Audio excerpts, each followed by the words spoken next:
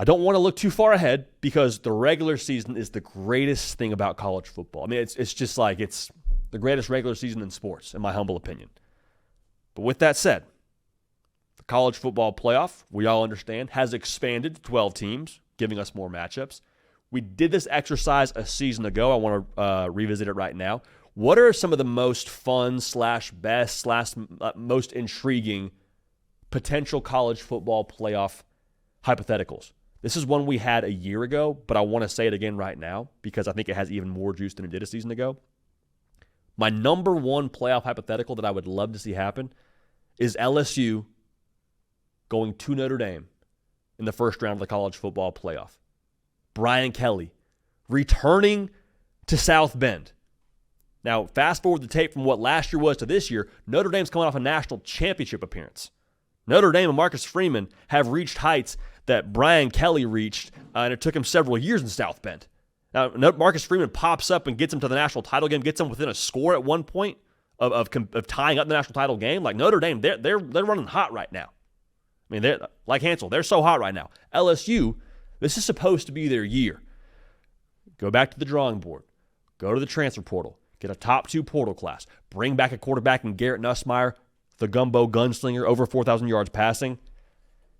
This would be maximum college football venom because Brian Kelly returning to South Bend. Remember why he more or less left Notre Dame. He said it in not so many words, needed more resources. What he wanted to accomplish, which was winning a national championship, he felt like, if I'm reading this thing correctly, could not happen at Notre Dame. So if he pops up at South Bend and they beat LSU, oh my gosh, that place will be on fire. Place will be on fire to begin with, but that place would be on fire, especially if they beat LSU. But if LSU wins that football game, you're Brian Kelly, you say, see, told you. I needed more, I got more, and we were more on that day than my former employer. I'd be here for all the storylines, man. Make no mistake about it. Here's another fun one. Clemson and Ole Miss. I don't care where we get this one. I don't care when we get this one when it comes to the rounds. The portal king Lane Kiffin against Dabo, who's just pretty much done it the old-fashioned way. Now, I understand Dabo took 3 transfers this most recent cycle. Put a pin in that. We'll come back to that. For the most part, though, he's built his roster without using the transfer portal. This would be super eye-opening, I think, for all of us as college football fans, because this would give us a really interesting sample size as to what is the best way to put your roster together in modern college football. Because this is supposed to be Clemson's best team they've had in a minute. Returning quarterback, number 1 returning production in college football. Like, this should be the year where Clemson's dangerous, and I think they will be dangerous. But Ole Miss, if they're in the playoff one, like, if you're listening on podcasts, we're golf clapping it up for Lane Kiffin. They took 32 transfers.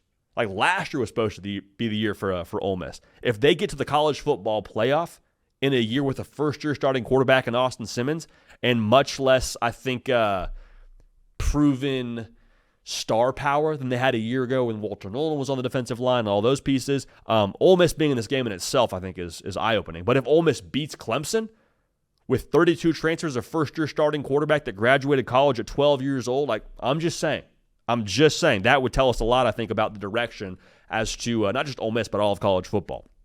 Now, I told you to put a pin in Dabo taking a couple of transfers, right? I want to revisit that right now. What if Clemson not just beats Ole Miss, but they win a national championship? And Dabo Swinney did it the first time he really actually, like, utilized the portal. I didn't go crazy and take 10 transfers. They took 3, and those 3 transfers end up in some way, shape, or form with the roster they have, making some kind of difference for them when it comes to their national championship aspirations. Y'all know the movie Shutter Island? There's a quote at the end of Shutter Island where Leo DiCaprio says, "Is it better to live a monster or die a good man?"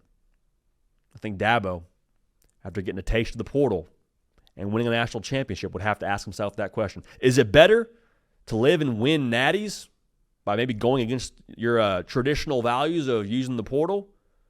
Or is it better to win the ACC every now and then, make the playoff, when you just kind of go the traditional route? Now, full transparency, I think Dabo would say, to heck with that. I'm here to win ball games, and I'm here to get Clemson and win national championships, so we'll use the portal as much as we need to. But I wonder if maybe you just get a little taste of that portal. Good things happen, and maybe Dabo takes 5 transfers next year. 7 the next. I'm just saying, I'd keep an eye on that. If that's the way this thing goes, that's the way this thing breaks, I'd keep an eye on that.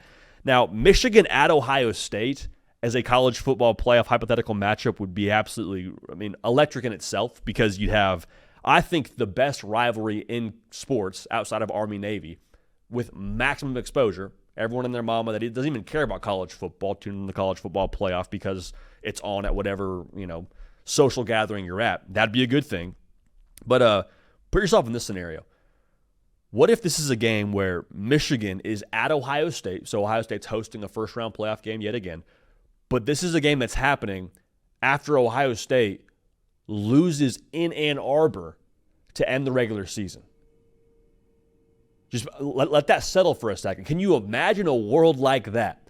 For Ryan Day, the vibes, the pressure would just be like, vibes would be bad, but pressure would be through the roof. We thought there was pressure on them to beat Tennessee when they were in Columbus last year after losing to Michigan. Imagine they have to play Michigan a second time in 2 games. That itself, holy smoke. Ryan Day would not be able to go out in public if they lost to Michigan at the end of the regular season and then in the college football playoff in the first round. That's just full I don't know what it means for his job security, because the guy did just win a national championship, so I'm not here to speculate on that. But all the good feelings from winning a national championship, I think, would be very quickly down the drain if you lose to Michigan twice. Now, on the other side, though, let's just say that's not the case. Let's say that Ryan Day beats Michigan in the end of the regular season, and then he goes out and beats them in the college football playoff. I think at that point, all the sins are forgiven of what's happened against Michigan the last couple of years. Just say 2 times in 1 year and 1 to send them home for good in the college football playoff. Okay, Ryan Day, come back over here. That'd be, I think, as good of vibes as winning the national championship this past season, just so we're all aligned there.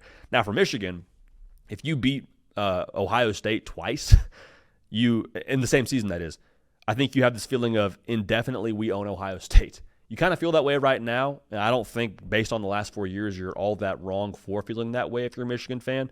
But on the other side, let's say you lose both games. Lose to Ohio State the first time in Ann Arbor, and then you lose in the college football playoff in Columbus. Same thing we said about Ryan Day with the bad vibes, or the good vibes, I should say, being gone. Good vibes would be gone from the last 4 years, I think, if you're a Michigan fan. Like, very, very quickly. In a matter of, a month? That would be not good for the folks out there in Michigan. So that would be just a fun one. Storylines, again, be through the roof. Would be excited to see that one. Georgia versus Miami is another one that I'd be excited to see. Carson Beck against his old team. Also a little Miami validation storyline that could be in play here. Because what have we said around Miami for the better part of the last, however many years? 3 years, I guess, with Mario Cristobal being there.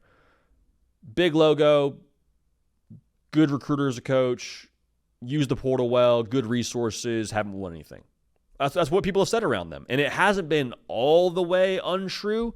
I think the way they've gotten better every year deserves some attention. But, if Miami can beat Georgia, remember how Notre Dame's win over Georgia totally changed our perception as the college football public around Marcus Freeman and Notre Dame football and their trajectory and all those things? It could do the same thing for Miami. Because however you feel about Georgia right now, however you feel about Kirby Smart right now, that's still the best coach in college football right now. That's still a team that's won 2 national championships in the last 4 years. Make no mistake about it. They're still one of the big dogs in the sport, regardless of what your opinion is. Those are the facts. So if Miami could beat them and knock them off, that would do a lot for the, I think, validation of what Mario Cristobal has built there. And for Carson Beck, a team that, all the conversation was how much he underachieved in 2024, go out and beat them. Carson Beck says, okay, if you were, speaking to the college football public, y'all had all that to say around me and what I wasn't, and how do you like me now? I just beat my old team that's probably littered with NFL talent yet again on the defensive side. And for Georgia, if they win this football game, there's probably a lot less to take from it. I think it would just be kind of a head nod of yep, still Georgia. Yep, still Kirby Smart. No, they haven't lost a step. Yeah, last year's college football playoff loss to Notre Dame was unfortunate, but that's still that G logo, still Kirby Smart, still that visor. We move on. Honorable mention here, and this is, again, another hat tip to Caden Smith on this one, Cato, as we call him on the show. LSU and Penn State playing in the semis of the college football playoff. Think about this. James Franklin versus Brian Kelly in the Bridesmaid Bowl, baby. Always the bridesmaid, never the bride. That's how it's felt if you're an LSU fan or you're a Penn State fan. A lot of good years, a lot of fun regular seasons, a lot of good Saturday afternoons in the fall where you go home and your team had a big win and it's awesome. But when you play those big games, when Ohio State's playing Penn State, or when LSU is, I guess last year playing Alabama or trying to win the SEC, hasn't broken your way, has it? But if you're in a spot with those two coaches playing each other with a chance to go punch their ticket to the national championship, one narrative is going home empty-handed. Either Brian Kelly gets over the hump or James Franklin gets over the hump. Either one getting it done, quite frankly, I'd be fired up for. I'd be excited for either one of those coaches because I think it's a matter of probably when, not so much if. But someone leaves there with the narrative of, told you they still can't win the big one. It's them. It's the coach. And someone leaves with, man, good for him. Finally got that monkey off his back. That'd be awesome. I'd be all the way here for that little get the monkey off my back, get over the hump, bridesmaid, but whatever you want to call it, LSU and Penn State. I'd be here for that one. So let me know the playoff hypothetical that you're maybe most eager for, most looking forward to. I hate to say this, and I hesitate to say this, but it will be here before we know it. We're going to blink. It'll be December. It'll be on-campus college football playoff games. We'll all be like, dang, weren't we just talking about media days happening? Didn't we just get our Phil Steele preview? Didn't the college football 26 game just drop? I know. Hang on tight. Enjoy this. Enjoy this season. Enjoy this lead up to the season, too. We'll make sure we do our part on this show.